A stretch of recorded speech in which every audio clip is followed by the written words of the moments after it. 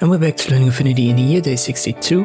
Let me show you the Crescent tool. You can find it here as well, where the basic tools are. You can also right click on it to get the list, and right there it is.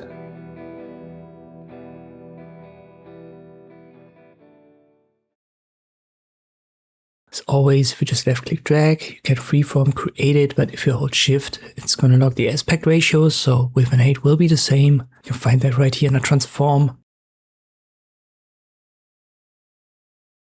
Then we delete the other two and give this one a reddish fill. To use the tool, we have not just here width and height, but also left and right curve.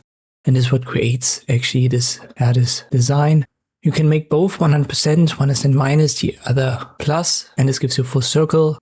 At around 0 for the right corner, you have a half circle. And then if you go in a negative direction, the curve gets then bent inwards to create this crescent design. And you can simply do that for the other side as well. So if I make that 100%, you can see this works the same way, just mirrored.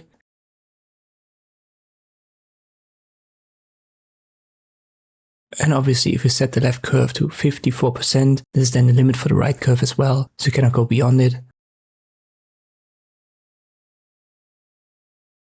Simple way to flip the numbers here for mirror, and then the gate will give you a negative shape. And that's all there is to this Crescent tool. I hope this video was helpful, thank you for watching, and I'll see you next time.